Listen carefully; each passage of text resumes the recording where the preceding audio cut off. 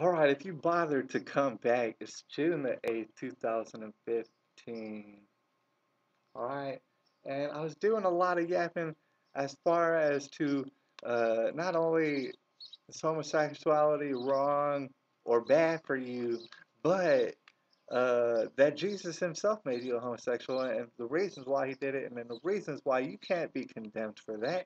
You shouldn't be condemned for that, not by someone who overall practices sexual deviancy. Now, that was the last part of the passage. Is basically shouting out of those people who are quick to condemn homosexuality, and it says, you know what? If you're sexual deviant anyway, if you're not following the rules that Jesus laid forth throughout this whole book, as far as to who and why to have sex with them, then what you're practicing is sexual deviancy, and so you should have no problem with Bruce Jenner's running around doing whatever they feel like. I think Bruce Jenner still has a penis. Um, you should have no problem with that because you're practicing a sexual deviancy. Now, one example I want to point out is, man, you can say homosexual is going to hell all day, and that's just the way it is because Jesus said that. But just for a good example, there's a never-ending world of sexual deviancy out there. And if you don't think sexual deviancy is wrong, some people like to have other people poop in their mouths. And I'm not making that up. This has happened before. Some people like to have sex with people with no legs or arms, specifically. That's who they want to have sex with. And some people like to get pooped into their mouth. And I don't know, maybe they eat it. I really don't know, never seen it. But I understand that this is happening. So that's a prime example of it doesn't matter if you're a man and a woman doing this. That's sexual deviancy. That's crazy. That's suicidal.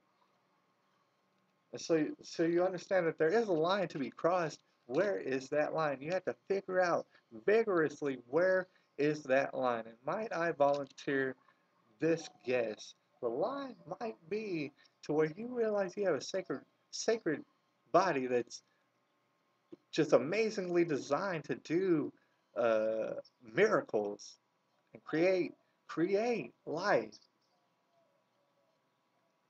And you know what I'm saying? You should probably take that into account instead of going off and doing all whatever that might feel good. You know what I'm saying? Because following Jesus Christ, trust me, it feels very good. It feels good all the time. You know what I'm saying? Uh, so it is very important that you draw that line. I'm sure a lot of people might have their opinions about where this line might be drawn. Personally, I research and I look into my heart and I think about, man, where should this line be drawn? For me personally, I mean, obviously I was in a program to think this way all throughout public education, but I personally think, man, if you're truly gonna follow the formula that Jesus has laid out, man, my mouth's gonna dry and got water. All right, aside of my mouth looked all weird for a second. The formula he set out, and it's been successful for centuries and centuries now, is man and woman getting married, staying together, pretty much doing it for the rest of their lives, making babies continuously. That was the formula that had the most success. Now, there's been a lot of formulas that also have had a little bit of success, but no, this is by far the most successful formula. Not only that, I mean, some of it's just common sense. All right, doing it in the butt. I'm sorry to get vulgar. Is probably. I mean, it doesn't make sense. That's not a winning formula. You don't make babies that way. So why are you doing it? Doesn't make sense.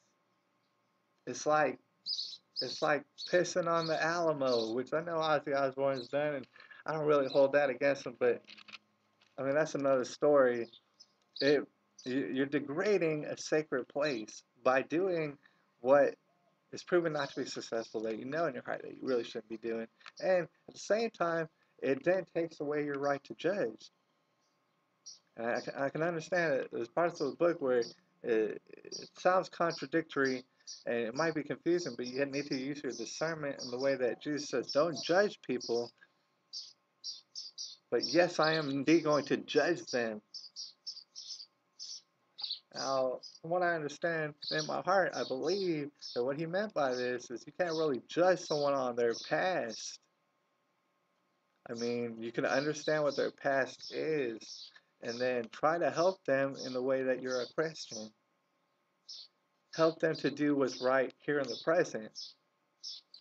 That's what he means by don't judge. But then he goes on, I mean, to say, yeah, I'm going to judge. My people are going to judge.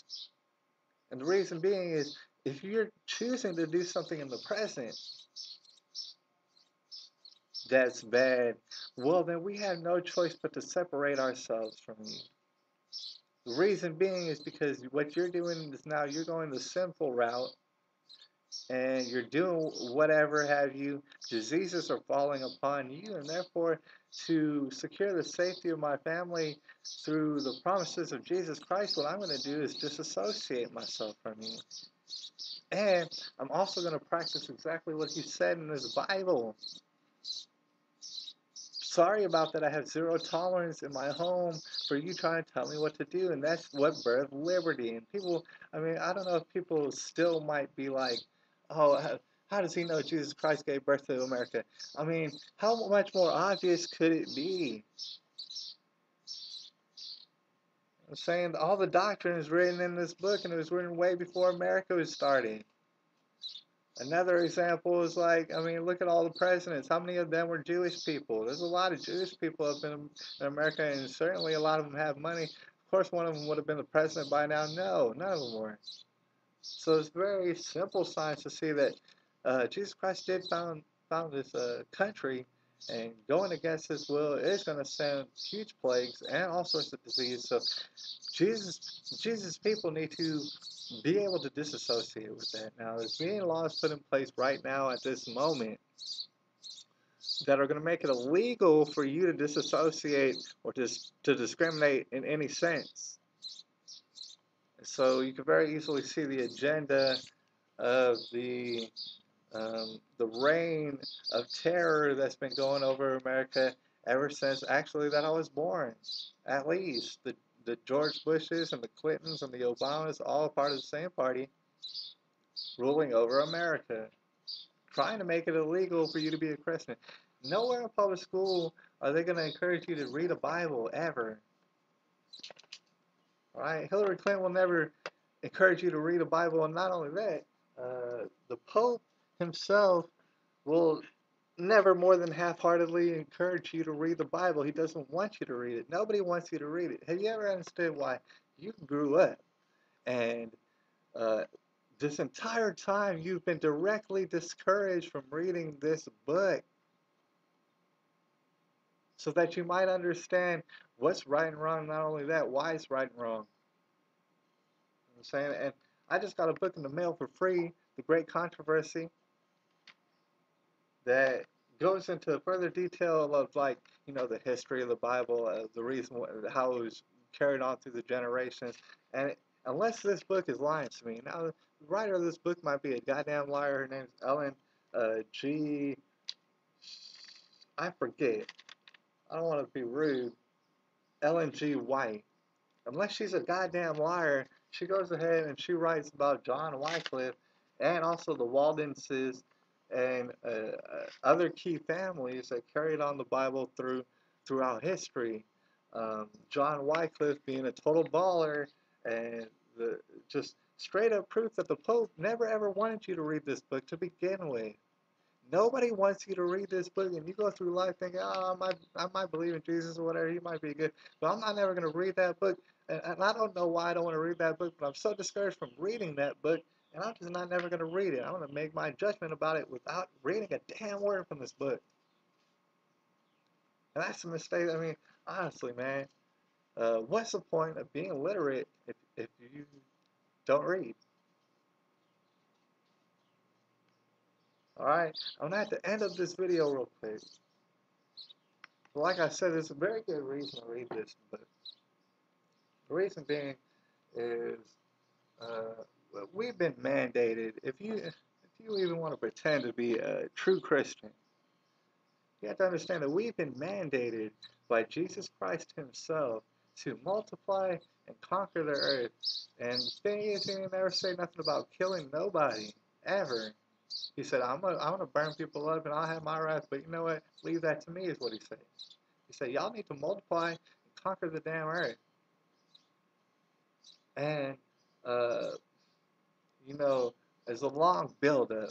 But what I'm getting at is the fact that if you are a true Christian, or if you do want to be on the side of uh, the chosen few who have been stated as the only ones going to heaven, everybody else is not going to go to heaven. If you want to be a part of that team, uh, then not only do you have to understand the Word of God or even listen to it, you also have to be feverishly, I'm going to suggest that you have to feverishly try to give life and maintain life. Um, and I'm going to cover some of the things that I do in particular to go ahead and do this every single day. There's no exception. It is every single day. You must do it every single day. Or maybe, I mean, I'm just saying, I'm suggesting that that might be the case. Because God has given us the successful formulas on how to do things. Like, for example, I mean, here's an example. I see a lot of people, they do whatever with their dogs. And some people even tie up their dogs for long extended periods of time. And not to go too deep into that, but I try to treat my dogs very good and pet them every single day. Because I know for a fact, I mean, it's been done in research. They did a study on these little bunnies and fed them the same exact thing, gave them the same exact environment, and they petted on like half the bunnies every day. Only half.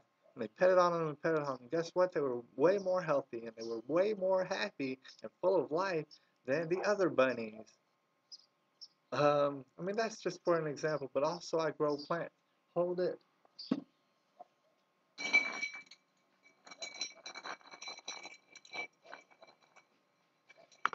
A good idea is just to grow plants. Now, I got a lot more plants than this, but I just wanted to prove to you that I do grow plants, especially vegetables, because you can eat them and it's going to give people a more nutritious life. See, it's just life after life after life after life.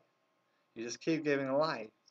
Now, just to throw this out there, homosexuals can do the same exact things. A homosexual can pet on their dog and stuff, and they can grow plants and stuff, and I think that's awesome. Good going, but you're gonna realize that your sexual behavior is not gonna lead to life. It leads actually to the opposite of that, and that's just something you might want to think about. You know what I'm saying? I'm not gonna go any further into it, but yeah, I mean, try to give life. Like, let's breathe life into people. We need to remember to do this every day because in America today, people have a lot on their plate, and things are getting very stressful, and they might forget that your job indeed is to multiply and conquer the earth, and the only way to do this is to do it all the time. All right. Anyways, that's the end of this dang video. And I am looking into, like I said, other forums um, for putting out my videos because I really don't trust YouTube at this point. YouTube.